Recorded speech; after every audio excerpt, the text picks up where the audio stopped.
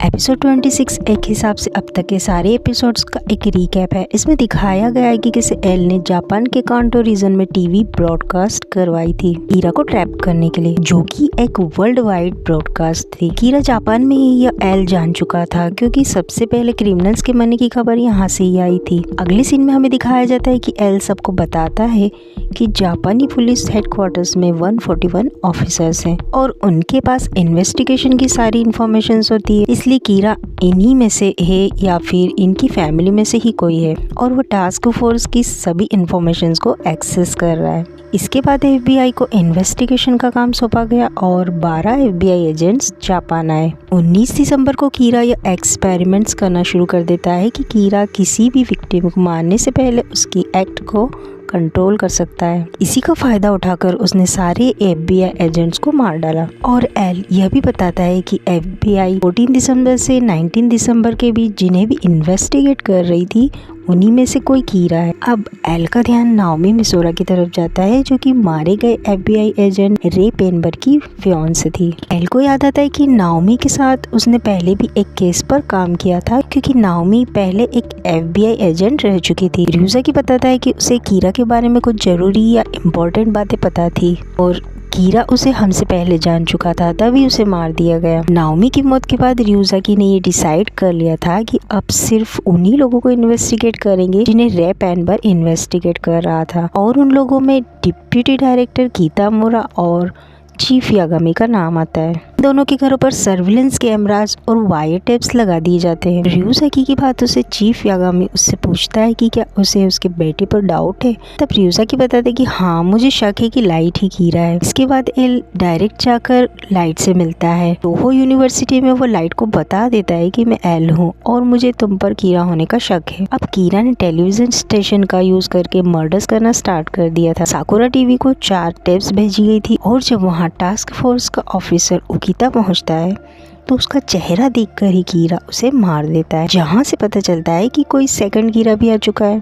इसके बाद light Yagami को टास्क फोर्स ज्वाइन करने के लिए बुलाया गया, जहां पर टेप्स देखने के बाद उसने भी यही कहा कि यह कोई दूसरा कीरा है। मैत्सुरा खुश हो जाता है और वो कहता है लाइट और एल एक ही बात कह रहे हैं। कीरा ने कुछ डायरी एंट्रीज भी भेजी थी जिसमें कीरा और सेकंड कीरा के मिलने के क्लूज थे और यहीं पर लिखा था इन सब में शिनिगामी भी मदद कर रहा है। एल ये जानकर काफी घबरा जाता है और चेयर से गिर पड़ता है। एल बताता है कि इन डायरी एंट्रीज में बातें लिखी गई हैं जिन्हें सिर्फ शिनिगामी पावर वाले लोग ही समझ पाएंगे। उन्हें पता चलता है कि कीरा और सेकंड कीरा आओयामा में मिलने वाले हैं। तब लाइट और मैत्सुरा को इन्वेस्टिगेशन के लिए वहां भेजा जाता है। रियूजाकी मैत्सुरा को इंस्ट्रक्शन देता है कि लाइट पर कड़ी नजर रखे क्योंकि यदि वह कीरा है तो सेकंड कीरा उसे जरूर मिलने आएगा। साथ ही साथ रियूजाकी मोगी को भी लाइट को फॉलो करने को कहता है। यूनिवर्सिटी में एल लाइट से मिलने आता है, तभी वहाँ मीसा भी पहुंच जाती है। रियूजाकी उसे अपना नाम हिटेगी रियोगा बताता है, जिसके बाद मीसा चौंक जाती है क्योंकि वह रियूजाकी का असली नाम शिनिगामी आइज से देख सकती थी। अब सेकंड कीरा होने का डाउट मीसा पर होने की वजह से उसे कन्फाइनमेंट में रखा जाता है। रियूजाकी मीसा से कीरा के बारे में पूछता है मगर वो कहती है कि वो कुछ भी नहीं जानती है। इसके बाद लाइट भी कन्फाइनमेंट में रहने की डिमांड करता है। यहाँ पर भी एल यही सोचता है कि लाइट इस तरह से इनोसेंट होने की एक्टिंग कर रहा है मगर वही कीरा है। लाइट यहाँ पर डेथ नोट की ऑनरशिप छोड़ देता है और इसके बाद की सारी मेमोरी भी जो कीरा से रिलेटेड है सब इरेज हो जाती है। इसके बाद लाइट रियूजाकी को ये विश्वास दिलाने की कोशिश करता है कि वो कीरा नहीं है।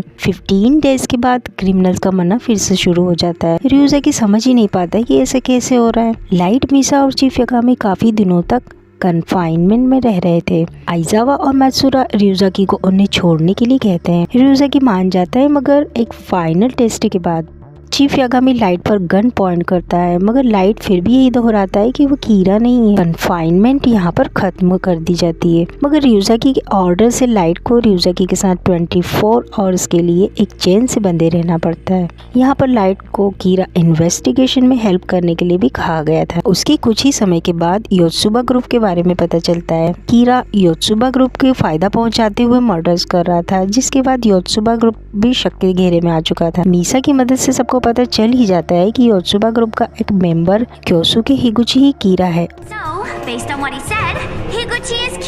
अब रियूजाकी हिगुची को पकड़ने के लिए साकुरा टीवी की मदद लेता है। हिगुची रियूजाकी के प्लान में फंस जाता है और वो मैत्सुरा को मारने की कोशिश करता है क्योंकि प्लान के मुताबिक मैत्सुरा असली कीरा का नाम टीवी पर अनाउंस करने जा रहा था। प्रेशर में आकर वो रैम से आई डील कर लेता है और एक पुलिस ऑफिसर को मार देता है। ryuzaki सबको बताता है कि हिगुची के पास सेकंड कीरा की पावर आ चुकी है, मगर सब लोगों की कोशिशों के बाद आखिरकार हिगुची पकड़ा जाता है। हिगुची बताता है कि एक नोटबुक है जिस पर नाम लिखकर वो लोगों को मारता रहा है। नोटबुक को टच करने के बाद सभी लोग रैम को देख पाते हैं। ryuzaki कहता है कि शिनिगामी सचमुच होते हैं। ryuzaki अब समझ जाता है कि नोटबुक एक से ज्यादा है या फिर कई हो सकती है।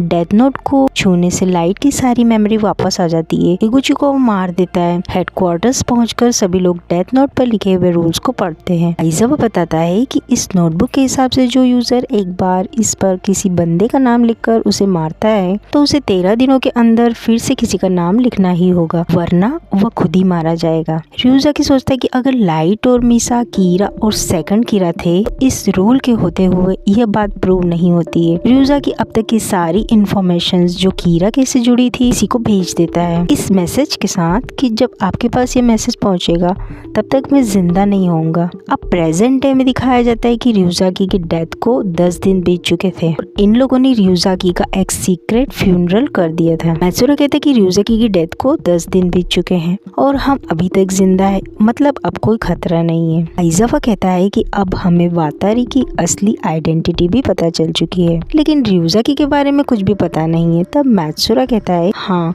वातारी एक ग्रेट इन्वेंटर था और उसने अपने पैसों से कई अनाथ आश्रम बनवाए। वह एक महान इंसान था। हमें यहाँ दिखाया जाता है कि वातारी का असली नाम क्वेल्स बैमी था। अब वे लोग बात करते हैं कि वातारी और एल के जाने के बाद हम इस जगह का यूज नहीं कर सकते आगे की इन्वेस्टिगेशन के लिए। लाइट उन्हें बताता है कि उसने कुछ सॉफ्टवेयर की हेल्प से वातारी और एल की वॉइस बना ली है जिससे हम पुलिस को इंस्ट्रक्ट कर सकते हैं, लेकिन प्रॉब्लम ये है कि एल की जगह लेगा कौन। तब मैत्सुरा कहते हैं कि इसमें प्रॉब्लम की बात क्या है, हम में से सिर्फ तुम ही एक ऐसे हो जो ryuzaki की जगह ले सकेगा। लाइट कहता है कि मुझे इस तरह से एल बन के धोखा देना अच्छा नहीं लग रहा है और हम सभी जानते हैं कि एल ने कीरा को चैलेंज किया था, इसलिए वो मारा गया। आइज़ावा कहता है कि हम तुम्हारी बात समझ रहे हैं, मगर तुम्हें यह काम करना ही पड़ेगा। मैत्सुरा कहता है कि हाँ, एल ने भी यही कहा था कि लाइट उसकी जगह काम करेगा। लाइट मन में कहता है कि बुरा सा लग रहा है, ryuzaki के बिना इस खेल में मजा ही नहीं आ रहा है। लाइट उन्हें कहता है कि ठीक है, मगर मैं ryuzaki की तरह कोई रिस्क नहीं लूंगा प्रूफ इकट्ठा करने के लिए। वो तो डायरेक्ट चैलेंज कर देता था। तो चीफ यागामी कहता है कि तुम सही हो लाइट, सेफ रहकर ही काम करना अच्छा है। तब लाइट कहता है कि ठीक है, मैं सारा काम अपने घर से ही करूंगा और मुझे हेडक्वार्टर्स आने की जरूरत नहीं है। मैं अपने पर्सनल रूम में एल की और वातारी दोनों की रिस्पॉन्सिबिलिटीज पूरी कर लूंगा, मगर एक प्रॉब्लम है,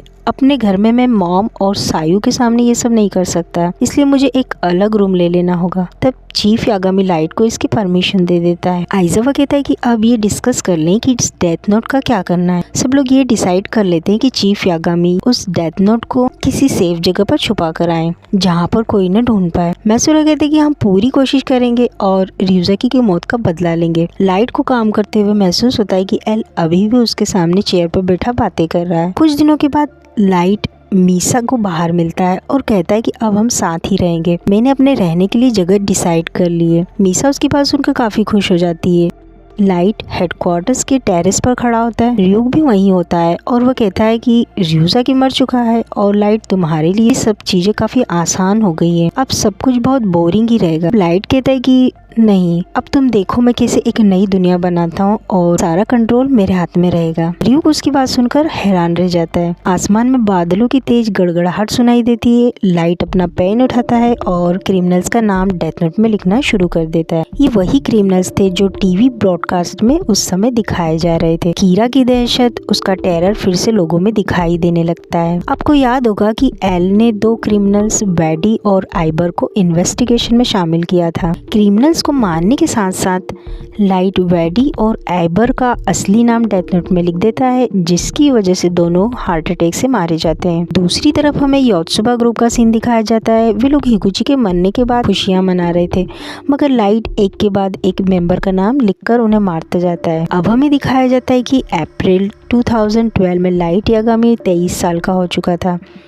और उसने नेशनल पुलिस एजेंसी को ज्वाइन कर लिया था। अब इसके बाद कीरा ने क्रिमिनल्स को और तेजी से मारना शुरू कर दिया था। पूरा वर्ल्ड कीरा को जानने लगता है और उसके जस्टिस करने के तरीकों को सबने एक्सेप्ट कर लिया था।